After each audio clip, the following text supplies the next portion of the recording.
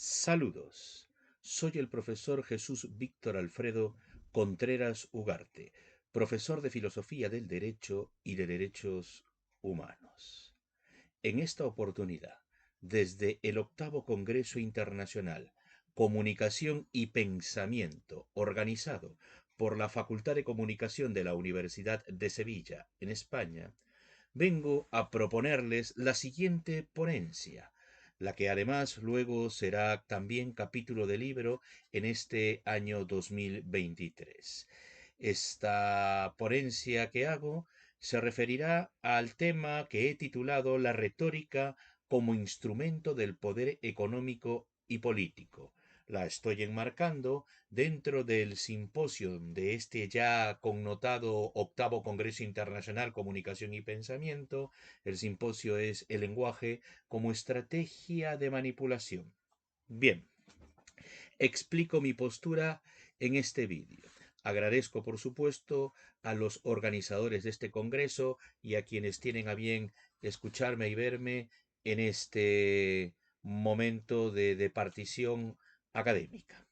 Bien, la retórica en principio. ¿Qué es la retórica? Es lo que habría que empezar definiendo. La retórica no es otra cosa que el arte de escribir, de hablar, bien, con elegancia, con el ánimo de persuadir, de convencer, de conmover sobre un determinado mensaje, discurso o tema que quiera transmitir a mis interlocutores.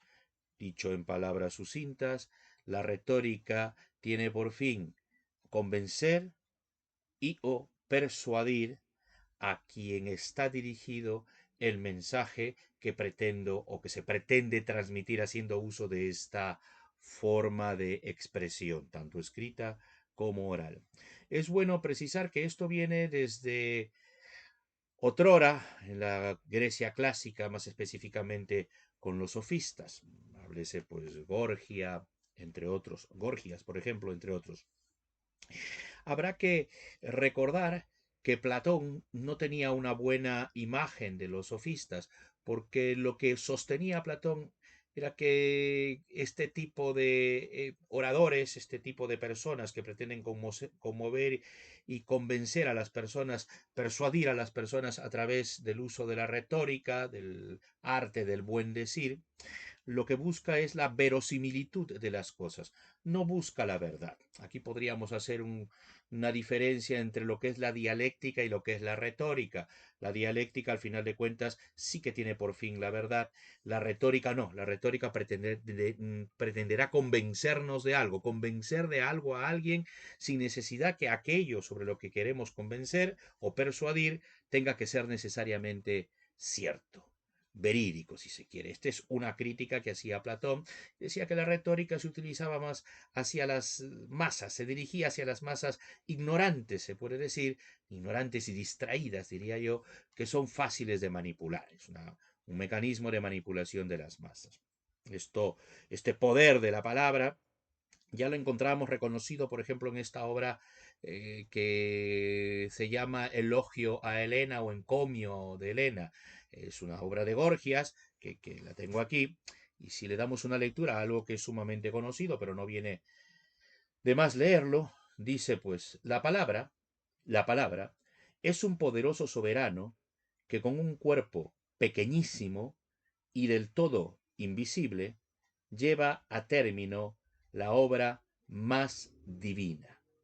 Esto lo dice Gorgias en atención a Helena de Troya, que bueno, que cuando se fuga con París, pues crea la famosa guerra de Troya que dura 10 años. Bueno, básicamente lo que dice Gorgias es que no es cierto, Gorgias no es cierto que haya culpabilidad en esta señora, en Helena, porque ella fue víctima del poder de las palabras, buscando justificar o sustentar su inocencia.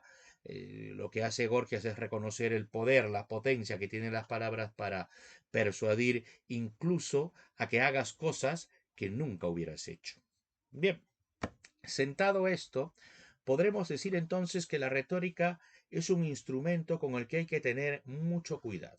Y cuando hablo de instrumento del poder económico y político, pues para ellos este instrumento o esta herramienta llamada retórica es de interesante utilidad, vamos a decirlo así. Más, no solamente nos podemos quedar en los sofistas y en Platón y en la crítica que hacía del uso de manipulación dirigida a la manipulación de las masas ignorantes, que al final de cuentas, para Platón, como dije, la idea era de la retórica es alcanzar la verosimilitud, es decir, la apariencia de verdad y no precisamente la verdad tal cual, la certeza de algo que realmente sea cierto y real. Viene Aristóteles y Aristóteles toma, digamos, un término medio, ¿no? Aristóteles sí piensa que la retórica puede ser utilizada para convencer o para ser utilizada como medio de organización de una política determinada dentro de un sistema determinado. Aristóteles en esta obra que se llama precisamente Retórica, que es la que tengo aquí, nos va a hablar de cómo hay que distribuir o cómo se organiza o se produce un determinado discurso donde se pretenda imprimir el elemento retórico. En este caso nos hablará de la invetio, de la dispositio, de la elocutio, de la memoria y de la actio.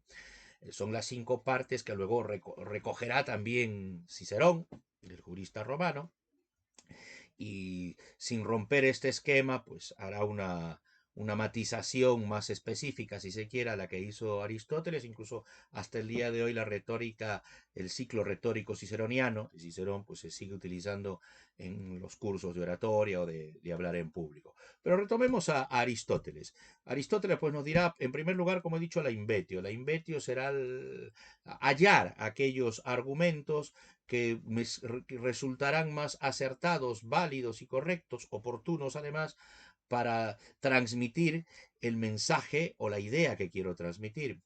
Luego, en segundo lugar, tendremos la dispositio. Y la dispositio no es otra cosa que el orden en que voy a decidir cómo voy a expresar los argumentos, el orden de los argumentos que ya he hallado, que es más propio de, aunque parezca invetio de inventado, se asemeja más a hallar. Bueno, en tercer lugar tenemos la elocutio. La elocutio es la decisión de cómo voy a transmitir el mensaje propiamente, es cómo lo voy a encontrar la mejor forma de elocución de este mensaje. En el caso del oral, pues qué palabras van a ser las correctas. Para ello tendré que tener atención al público al que me voy a dirigir, sobre cuál será la terminología más adecuada para captar su atención. Luego vendrá el cuarto momento, que es el momento de la memoria. La memoria que, bueno, como su nombre lo dice, lo que pretende es que memoricemos ese mensaje que ya al que ya le hemos hallado los argumentos correctos, sobre el que ya hemos dispuesto el orden en el que lo vamos a emitir, la elocutio, que es la terminología apropiada que voy a utilizar, de qué manera voy a decir ese argumento, tanto oral como escritamente. La memoria entonces será el momento de retención de ese discurso que voy a transmitir. Y finalmente, Aristóteles nos hablará de la actio que es el momento propio en que voy a plasmar o vamos a decidir el hecho en sí de lo que quiero transmitir usando la herramienta de la retórica. Bien, pero no nos retomemos, no nos detengamos en estos términos que si bien son importantes, simplemente es para darle soporte y escenario a qué me estoy refiriendo cuando hablo de la retórica. Una última cosa, Aristóteles nos dirá que para poder transmitir con eficacia el mensaje que queremos al público oyente o al público que nos lee, habrá que tener en cuenta 3 partes principales, que es el etos, el patos y el logos. El etos serán pues los argumentos propios sobre lo que viste al que dice el mensaje, vamos a decirlo así. La persona que está transmitiendo el mensaje, en ese momento el orador, si se quiere, o el que escribe, el que escribe el mensaje, tiene que revestirse de aquellas calidades que lo autorizan para decir ese mensaje. Es un criterio de autoridad, el currículum, si se quiere, aquellos galones que hacen o que autorizan al que está diciendo el mensaje para que resulte siendo creíble ante el público. Luego es la apelación al patos, patos o pasos, bueno, patos, se escribe con H intermedia después de la T. Patos hace referencia a las pasiones, a las emociones, con respecto al público. En el primer lugar, tiene lugar en el etos, se presta atención a quien emite el mensaje. En segundo lugar, en el patos, se pone la atención a quien se transmite el mensaje, es decir, al escucha, al que lee, en todo caso, si el mensaje se va a hacer por escrito.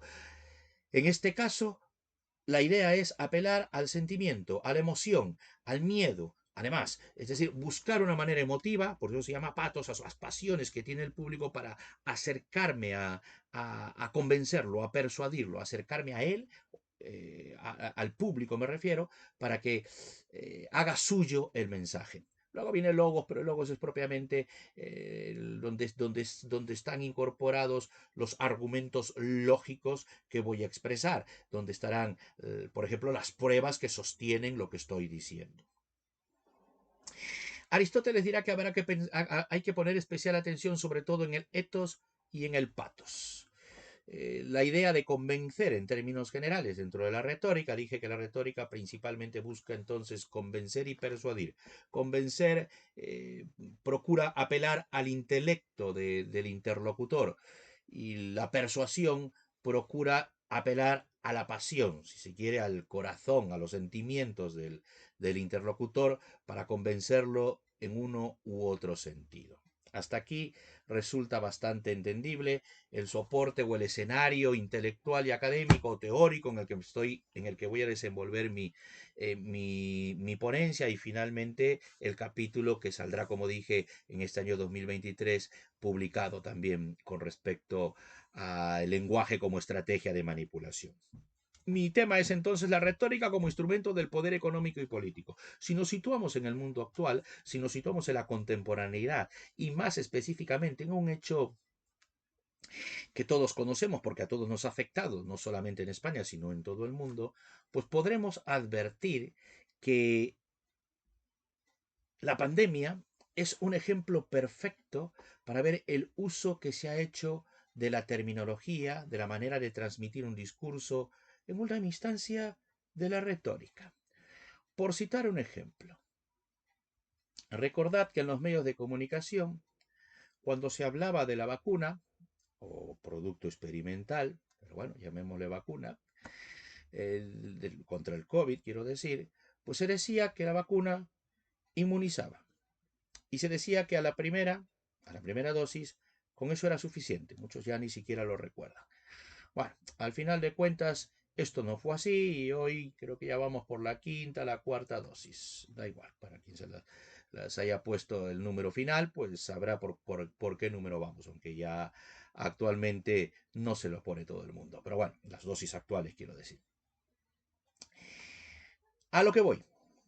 Más allá de las demás críticas que se pueda hacer el tema, lo que sí podemos advertir es que se utilizaba una terminología insistente tanto del poder político, tanto de los medios de comunicación y también, como no, hay que decirlo, por parte de las farmacéuticas internacionales, es decir, las que se han hecho con mayor lucro gracias a la venta de las pandemias, perdón, gracias a la venta de las vacunas y, como no, de esta pandemia que le dieron lugar o que justificaron la creación urgente de estos productos experimentales y llamarles además vacunas y que sean aplicadas sin serlo como tales. Bien, pero recordad el término que utilizaban todos estos medios políticos, farmacéuticas y medios de comunicación. ¿Qué es lo que repetían? Inmunizar, inmunizar, inmunizar. Utilizaban un discurso específico donde además de apelar a tus sentimientos, es decir, al patos, a la culpabilidad, al miedo, si no te vacunas vas a contagiar. Cuando te vacunes ya no contagias. Y ya sabemos que eso es falso, el vacunado también contagia. Sin embargo, esto es algo que les costó mucho aceptar. Fue la realidad la que impuso esta situación. Con lo cual, advirtamos, nos impusieron un término. Inmunización, inmunización, inmunización. Cuando de inmunizar nunca fue algo real. Ni inmunizó antes, ni inmuniza ahora, ni sabemos si siquiera inmunizará alguna vez. Lo cierto es que para inmunizar es como lo hermético. Lo que es hermético, si uno a una botella le da la vuelta y cae una gota de agua, ya no es hermético. Hermético significa que no cae ni una sola gota de agua. de esta botella, quiero decir, en el caso de que sea hermética. Pues pasa lo mismo con la inmunización. Si algo te inmuniza, significa que ya no te hace daño de aquello que te está protegiendo. Significa también que ya no puedes contagiar, porque claro, si no te contagias, no contagias. Con lo cual, esa sería la única forma en que inmunice, pero eso sabemos ya hoy que es falso. Nunca inmunizó. Siempre te seguías contagiando y siempre podías seguir contagiándote. Con lo cual, esto es el uso de la retórica por parte del poder económico y político y también mediático, es decir, de los medios de comunicación. Pues más en la publicación. Muchas gracias y como siempre, estas son mis proposiciones, estos mis comentarios, suyas las conclusiones. Hasta la próxima.